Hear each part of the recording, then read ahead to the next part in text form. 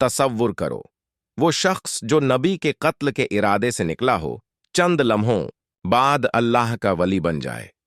ये कुदरत की वो चमक है जो अंधेरे में भी दिल को जगा देती है। हजरत उमर बिन खत्ताब मक्का के उन सरदारों में से थे जो इस्लाम के सख्त मुखालिफ थे। आपने इस्लाम को कमजोर करने की बहुत कोशिशें की, यहां तक कि एक दिन तलवार लेकर नबी को कत्ल करने निकले। रास्ते में एक शख्स ने पूछा, उमर कहां जा रहे हो? उमर ने जवाब दिया, मोहम्मद का किस्सा खत्म करने जा रहा हूं।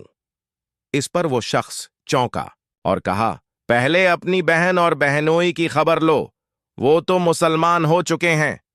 ये सुनकर उमर आग बबूला हो गए और सीधा बहन फातिमा और बहनोई सईद बिन जैद के घर पहुंचे।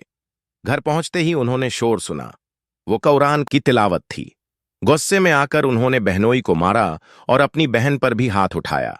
जब बहन के चेहरे से खून बहने लगा तो उमर का दिल कांप गया। उन्होंने कहा, मुझे वो सहीफा दिखाओ जिसे तुम पढ़ रहे थे।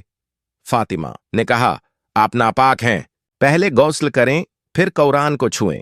उमर ने गौस्ल किया और सूरह ताहा की इब्तिदाई आयात पढ़ी। मा अंजलना अलैकल कुरआन लितश्का, हमने आप पर कुरान इसलिए नाजिल नहीं किया कि आप मुसीबत में पड़ें। सूरह ताहा आयत 2। ये कलाम इतना दिल पर असर कर गया कि उमर के दिल का अंधेरा छटने लगा।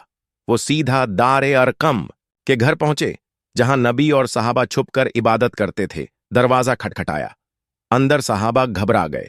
हमजा ने कहा, अगर वो बुरे इरादे से आया है तो मैं उसकी गर्दन उड़ा दूंगा। लेकिन जब उमर अंदर दाखिल हुए, नबी ने खुद उनका गिरबान पकड़ा, झिंझोड़ा और फरमाया, क्या ए उमर, अभी वक्त नहीं आया कि तुम मुसलमान हो जाओ? हजरत उमर की आंखों से आंसू जारी हो गए और कहा, या रसूल अल्लाह, मैं गवाही देता हूं कि अल्लाह के सिवा कोई माबूद नहीं और आप अल्लाह के रसूल हैं। कभी कभी सबसे सख्त दिल भी अल्लाह के एक लफ्ज से पिघल जाता है। जिसने तलवार से बात शुरू की वही इस्लाम का शेर बन गया। हवाला सीरत इब्न हिशाम सहीह बुखारी, किताब अल मनाकिब, अल तबकात अल कुबरा, इब्न साद।